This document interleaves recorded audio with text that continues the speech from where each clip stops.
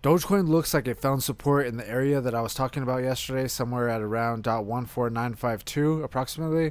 And I was looking at this. We had support, support, support, support. I was wondering if we were going to break this trend line. We had this trend line going to the downside like this. I had resistance, or I was looking at resistance, resistance, resistance, giving me a downtrend like that. I was thinking once we break this downtrend going to the upside, then we could start getting more bullish. And we actually did that right here. And after we broke this trend line, we started moving up, moving to the upside pretty much. And it looks like we kind of formed a channel pattern right here. We have resistance, resistance, support, support, giving me a little channel pattern like this. Technically, now we are in an uptrend, moving to the upside, just crawling up. If we break this going to the upside, we could target from the top to the bottom of the channel, something like this. Then we could drag this to the breakout, either going to the upside or to the downside, and then that'll give us a pattern target to look for. What I'm looking at right now is we're on the 1 hour time frame. Let's go ahead and jump into the 5 minute time frame. I was watching this little uptrend right here. We had support, support, giving me an uptrend like this. It looks like we broke that going to the downside right here. It looks like we also tested the top of that uptrend, but it looks like we got rejected and came down, broke this uptrend, and now we are in a downtrend because we have resistance. Let's go ahead and draw it. We're on the 5 minute time frame. We have resistance, resistance, resistance, giving me a downtrend like this. So if I think the next place I would be looking at is somewhere around here, maybe 15235 approximately. Maybe something like 15252. I don't know. Hopefully we come down, hit this trend line right here that we were just talking about, and we can get a bounce on it and then break this trend line going to the upside. So maybe, I don't know, something like that. But like I said, we'll also be watching this line and this line, and if we break that one, then we could, number one, do the channel pattern target, something like this. Let me go ahead and make this a little bit smaller, and then we would drag this to the breakout, and we would look at a target depending on where we broke out, something like that. Or the other things I would probably be looking at are the Fibonacci retracement levels and the previous bottoms.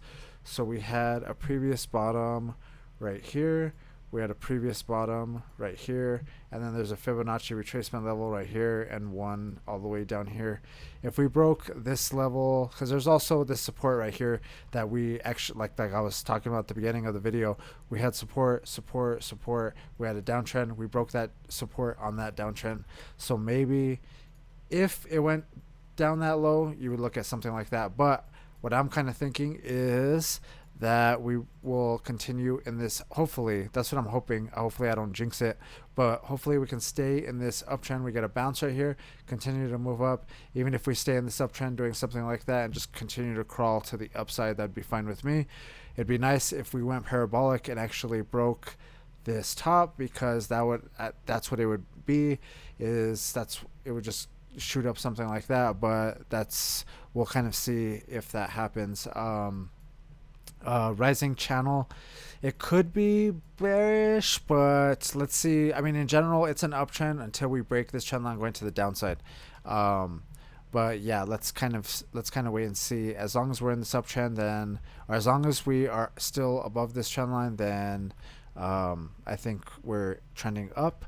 And if we do break the trend line, and we start going sideways, I would watch the top and the bottom, and then once it breaks to the upside or to the downside, then we could get a better idea. If it breaks to the upside, then we could probably start looking at this Fibonacci retracement level at 15818. If we could break that level, then we could start getting more bullish and targeting the top up here. We might be just going sideways though for a while. I mean, I don't know.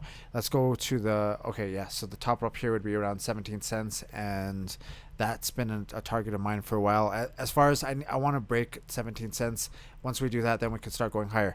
There's actually a couple things I wanted to talk about too, is the moving averages, and I haven't really brought those up in a while. I don't know why I took them off my chart for a while, but let's go ahead and bring them back up. And I think it's because I've been looking at the RSI as well.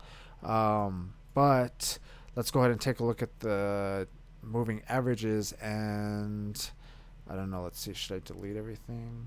Yeah, let's go ahead and delete everything.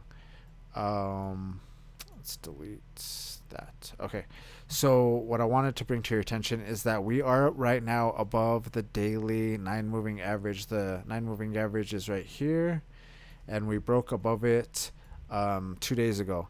So actually a couple days ago we broke above it, and then we've been kind of like trading right on it, but right now we are above this moving average, which is a good sign in my opinion. It's way better to be above it than below it.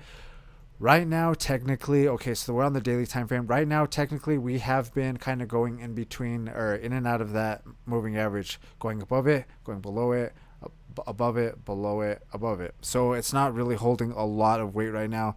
But like I said, I would much rather be above it than below it, because look what happened when we went below it right here.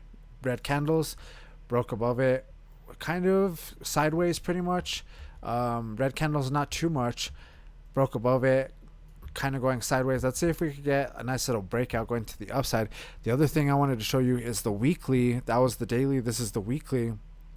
The 9 moving average on this one is right around that 17-cent level. So we have this going like this, and we broke below it right here, and then ever since then we've been having trouble. We've been getting rejected on that 17-cent level. Let me verify that that's what that is. Yeah, .17039 is that kind of that top right there. So basically, like I've been saying, if we could break that 17-cent level, then we can start kind of looking at this area, or maybe even start looking at some of these previous tops like that.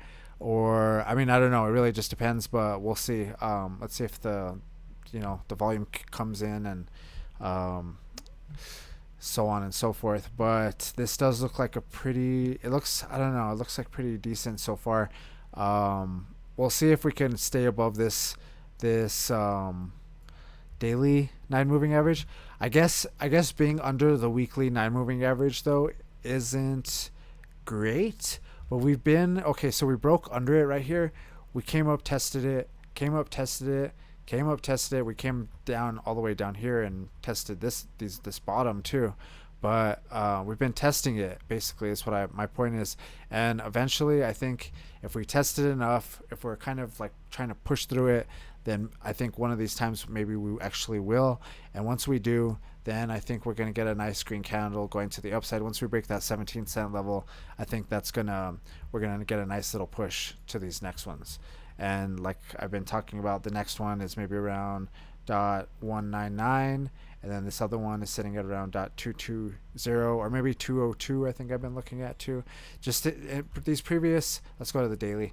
These previous resistance areas pretty much would be the next places that I would look for possible trouble. Like if we bounced up, maybe it would come back down, or actually it'd be over here, but maybe if we came up, then it maybe have to come back down and cool off and retest the uptrend that we're on. Something like that, or whatever. It'd be something like this. If we broke this line right here, then maybe we could come up, get a nice green candle, something like that, and then maybe this will give us resistance, come back down, have to retest this trend line, and then get a bounce to the upside, have to retest, maybe stay in here for a little bit, and then, or something like that. I don't know. I'm just kind of like, I'm just trying to hypothesize right now. So, but yeah, it looks right now on the smaller time frame, just looking at that little uptrend. Let's see if we could continue on that. I've been looking at some other patterns, but they didn't quite make it.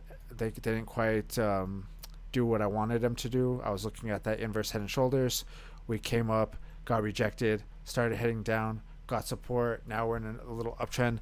Let's see how far we can go on this little uptrend. Oh, the other thing I wanted to show you actually is it kind of looks like we have a triangle pattern too. We have, now that we've got resistance up here and support down here, so let's go ahead and we have something like this. We have resistance, and support. You could also argue something like that, support. So there's a couple different ways we could draw these trend lines. The top would be something like this though. I think that's what I really wanted to show you, that we could be in this some sort of triangle pattern like this. You could also argue Maybe something like that. I don't know, but yeah, this kind of this bigger triangle pattern is kind of what I was looking at as well. Let's go back to that daily time frame and see how this fits into this. So we have this resistance right here on the daily, resistance, resistance, resistance. We have that line right there, and then we also have this on the 4-hour, this little downtrend right here. If we could break at one, these are the lines that I'm looking at for us to start getting more bullish. And then if we go back to like that 1-hour time frame,